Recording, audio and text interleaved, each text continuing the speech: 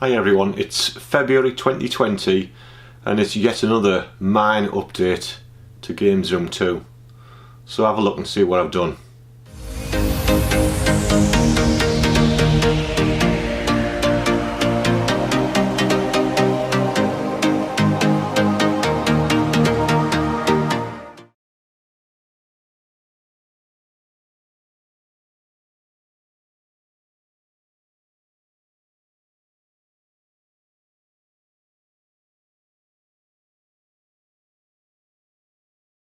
I've just woke up after night shift and this is the current state of play in the games room. Installing lots of old games from my GOG account on this old PC, which will go in this unit. 360 bullet.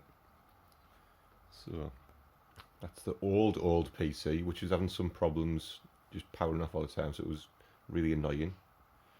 And lots of HDMI cables, because I'm going to put my mini consoles on that little unit on that screen. So a few little things to be changed in the games room, and I will update you accordingly.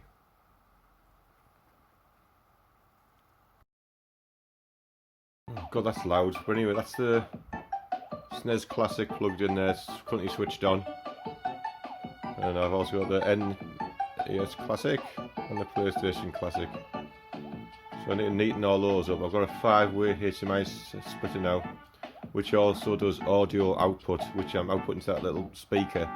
So now that's just a normal 1080p computer monitor. So it looks really nice on that monitor actually, I'm very impressed. Well, I was going to say that sounds was nice. And then games are still installing and updating on there. So I'd like to neaten wires, or if I can't neaten them, at least tidy them away a little bit, so it'll look better shortly. And that's the current state of play. Right, we've moved the garage, so I'm now going to clean this old PC out with my trusty air duster. So there's nothing special. I don't know what the specs are on this PC. It's really old, but it works fine for all those games that I actually want to play. So, what's it like? That's a bit dusty. It's going to get a bit noisy now, but anyway, let's blast it out, shall we?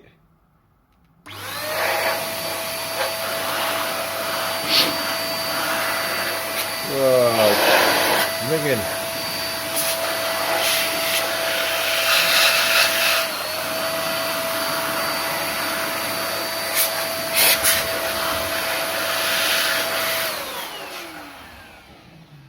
That's awful. I'm going to have to put this down and continue. There we go, that's a lot cleaner now. So let's box it back up and give it a blast. Here's a little bit neater now. The old PC's removed from there.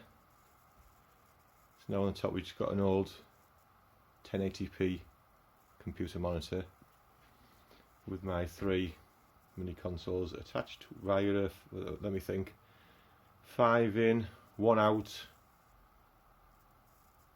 HDMI switcher.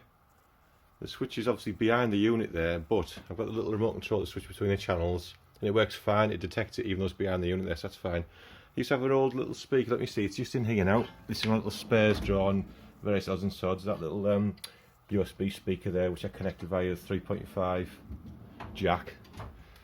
So it didn't sound great, so now I had them old little Logitech speakers in the loft, which I've connected as a little subwoofer, which I could be on the unit there, and it sounds excellent now.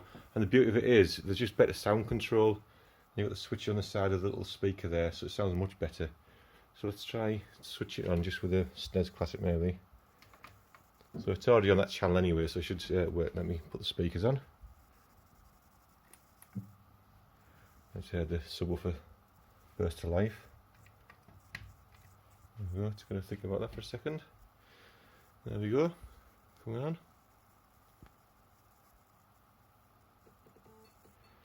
And there we go, it's got a really nice picture on this monitor, as you would expect from a computer monitor. And now I can turn this up, it just sounds tons better. Bit of bass in it as well. So as you're aware, some of the soundtracks, especially on some of the PlayStation games, sound really good for the speakers. So I'm really pleased how it's turned out. And the wiring isn't too bad. I like things being neat. I've used some Velcro straps high up there to sort of hide that cable, HDMI and the power cable for that monitor. So it's as good as it's going to get. You're going to get some cabling. And behind it's obviously a mess of cables. But I'll zoom out now. I just think it looks really cool. The mini console's on there with a USB switcher. And it sounds excellent. So that's that part of it anyway.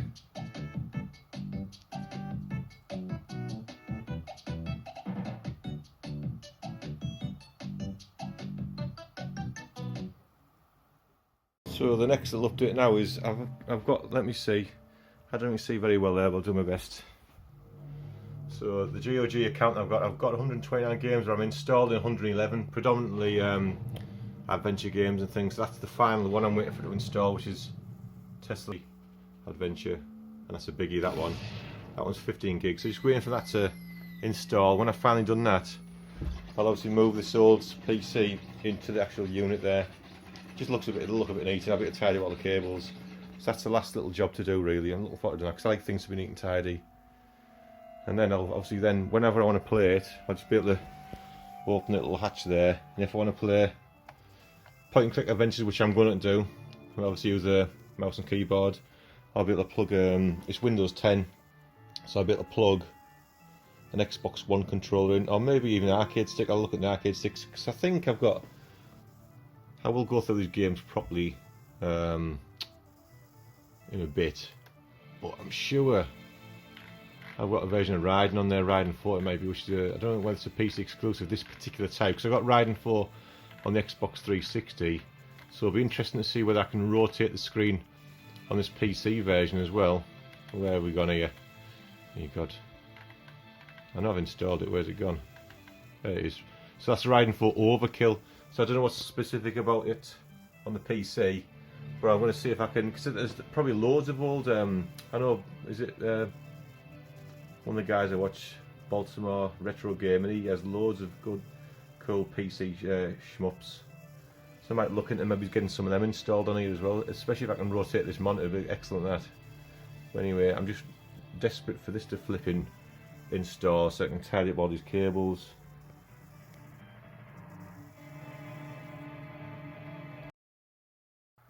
There we go, finally all neatened up. So that's in there.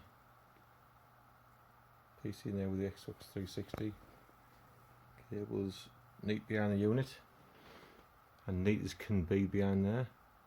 Obviously there's trailing leads there because I could make them neater by going down behind the little stalk there for the stand, but I rotate that monitor for titanium mode, so I need a bit of length off the side of the unit for the HDMI cables and the power cables. That's why that's like that. But other than that, pretty pleased how it's turned up. Looks really neat. Very happy.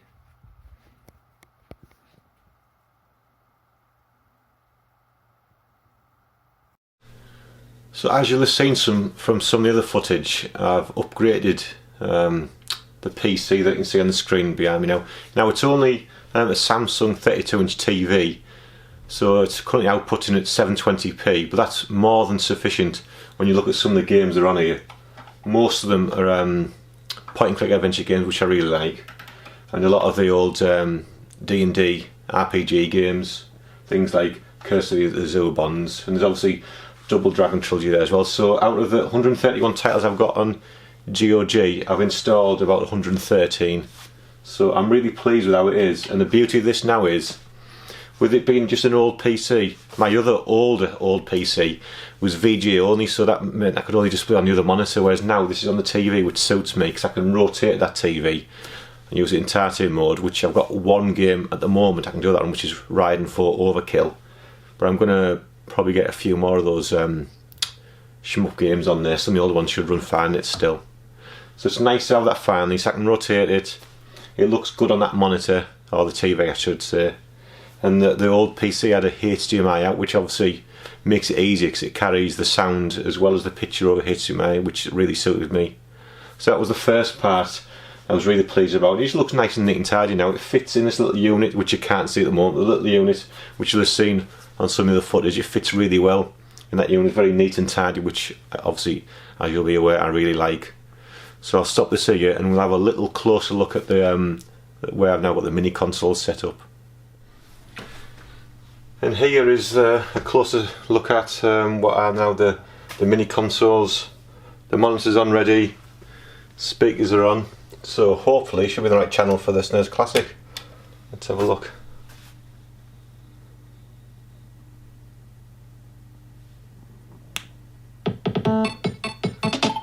And there we go. You've obviously seen this a little bit in the footage already. Now unfortunately, let me just turn it down a little bit. There we go. Now unfortunately, because I'm just currently behind here using a USB hub, so obviously all USB powered these consoles, so it struggles when I have all of them switched on. So if I want to swap them over, I have to turn one off. So I'll turn that one off now, switch on the NES Classic, and I think that should be, see my little remote there, should be on channel number 2.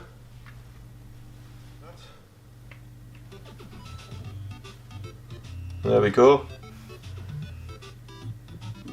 And like I've already said, it looks really nice on this screen, and I've played some of the games. It looks excellent actually. Good quality. It's actually for anyone interested, it's a Packard Bell Vizio 243D. So let's knock that one off now. And if I switch on the PlayStation Classic, it should be on channel 3. So like I said, I've got a 5 input HDMI device. So that means I've got space for 2 more these classic mini consoles if need be in the future. There you go, there's the PlayStation Classic booting up. I've obviously got a little USB stick in the back of that because I've modded it. There we go. Very pleased with how it's all turned out. Right, so I hope you enjoyed our little update for February 2020. I can't help myself, I'm constantly thinking of new things I can do in the 2 games rooms, or even downstairs in the main living room where the modern gen are. I just really like doing it. Constantly thinking, never satisfied. But anyway, thanks for watching, we'll see you next time.